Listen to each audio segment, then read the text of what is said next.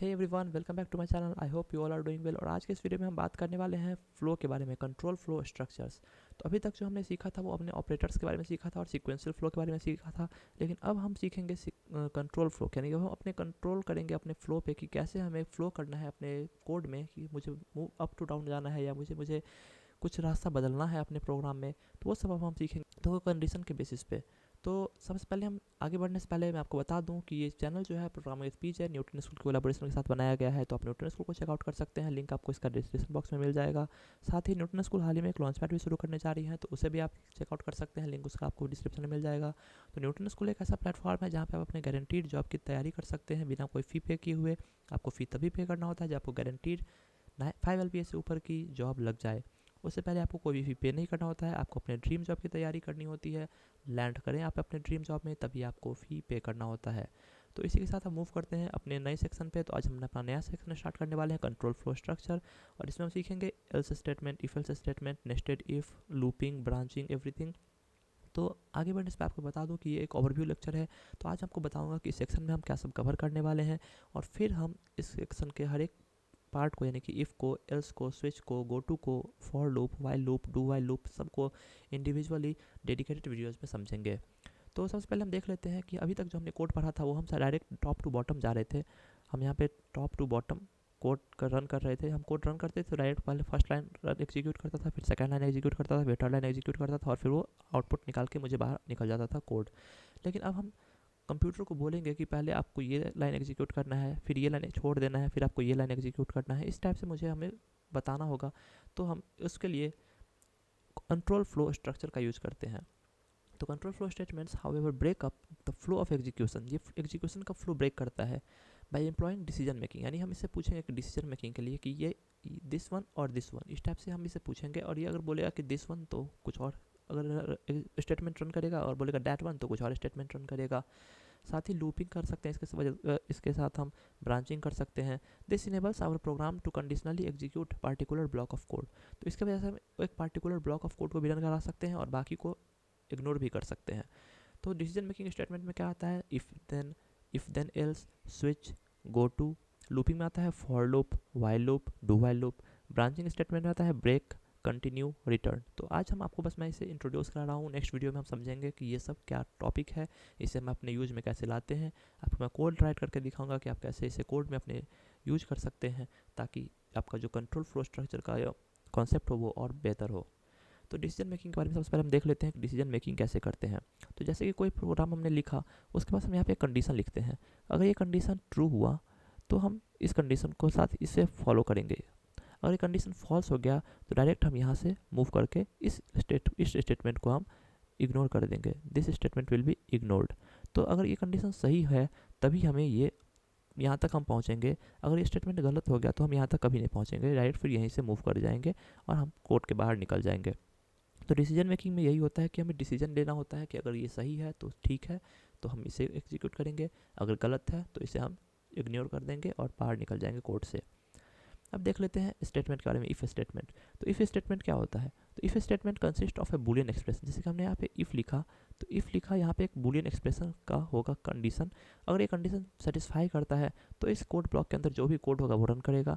अगर नहीं सेटिस्फाई करता है तो इस अंदर जो भी है वो इग्नोर कर देगा इसे, दिस विल बी इग्नोर्ड।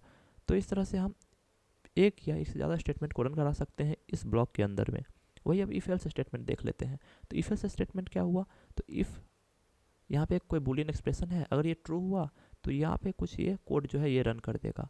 अगर ये फॉल्स हुआ तो हम फिर यहाँ पे एल्स यूज करेंगे और फिर यहाँ पे ये कुछ पार्ट है ये होगा।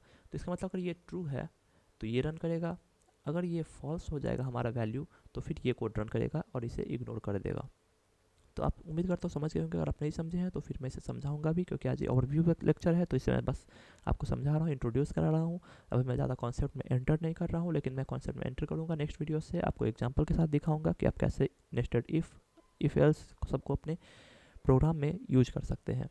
नेक्स्ट हमारा है नेस्टेड इफ़। तो नेस्टेड इफ़ हुआ है कि नेस्टेड मतलब कि एक इफ़ के अंदर दूसरा इफ़ हो, तो इस तरह से हम नेस्टेड इफ बोलते हैं। You can use one if और else if statement inside another if और एल्स इफ स्टेटमेंट्स। तो एक इफ के अंदर हम दूसरा इफ यूज करते हैं, वो हमारा नेस्टेड इफ हो जाएगा। अब है रिपीटिंग कोड, यानी कि हम एक कोड को रिपीट करना है तो हम बार बार उसे प्रिंट नहीं कर सकते हैं। अगर मुझे 1 से 10 तक नंबर प्रिंट करना है तो मैं उसे प्रिंट एफ 1 2 3 स्टेप से 10 बार सेम ही कोड को रिपीट करना है। क्योंकि मैंने आपको बताया था कि do not repeat your self, एक प्रिंसिपल होता है कोडिंग में जो हमें रिपीट नहीं करना होता है। तो रिपीटिंग कोड करने के लिए हमें आता है एक लूप।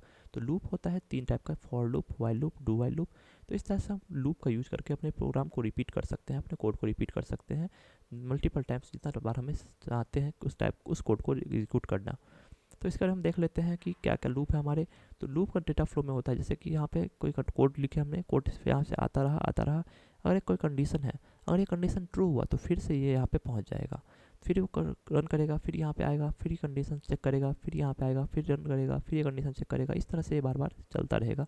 जब ये कंडीशन फॉल्स होगा तो ये यहाँ पे कोड से बाहर निकल जाएगा। तो इस तरह से हमारा लूप डेटा फ्लो फॉलो कर रहा होता है ये पाथ को। अब लूप में आता है while loop, for loop, do while loop, nested loops. तो वाइल लूप क्या हुआ, तो वाइल लूप में यानी कि हम वाइल लिखें और एक कंडीशन लिखें, यहाँ पे कंडीशन अगर ये ट्रू होगा तो यहाँ का ये कोड एग्जीक्यूट करेगा। तो it repeats a statement or group of statement while a given condition is true.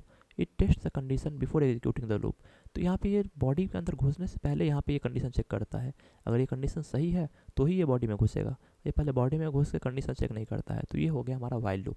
For loop क्या हुआ, तो फॉर लूप हम मल्टीपल टाइम्स को अपना कोड एग्जीक्यूट करना हो और हमें पता हो कि कितने बार हमें एग्जीक्यूट करना है, तब हम फॉर लूप का यूज़ करते हैं।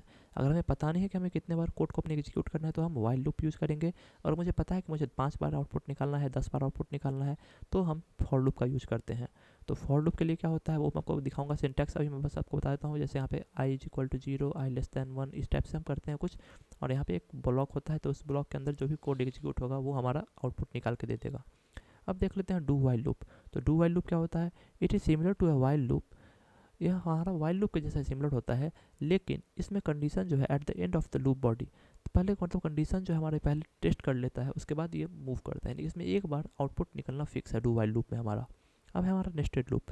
जैसे मैंने आपको बताया था नेस्टेड इफ़, यानी एक इफ़ के अंदर दूसरा इफ़, तो उसी तरह यहाँ पे हमारा नेस्टेड लूप होता है, यानी कि एक लूप के अंदर हमारा दूसरा लूप हो जाएगा। तो ये हमारा हो जाएगा नेस्टेड लूप। तो उम्मीद करता हूँ इतना आप समझ गए होंगे कि लूप क्या होता है। तो इसी के साथ मैं समाप्त करना चाहूँगा आज का इस वीडियो को। और आज मैं आपको समझाया है, बस ओवरव्यू दिया है मैंने हर एक टॉपिक का। और नेक्स्ट वीडियो से हम हर एक टॉपिक को, हर एक लूप को, हर एक कंट्रोल स्ट्रक्चर्स को साथ में देखेंगे पूरा डिटेल्ड में। और उसके साथ मैं आपको एग्जांपल्स भी समझाऊंगा ताकि आपका जो कॉन्सेप्ट हो और बेहतर हो। तो अगर आपको ये वीडियो पसंद आया हो तो आप चैनल को सब्सक्राइब कर सकते हैं, इसे लाइक कर सकते हैं, अपने दोस्तों के साथ शेयर कर सकते हैं जिसे सी लैंग्वेज सीखना हो, प्रोग्रामिंग में न्यू हो। और साथ ही आप न्यूटन स्कूल को चेकआउट कर सकते हैं, लिंक आपको इसका डिस्क्रिप्शन बॉक्स में मिल गया है। तो इसी के साथ मैं ख़त्म करता हूँ आज के लेक्चर को। मिलते हैं नेक्स्ट डे में। See ya, have a nice day, bye bye.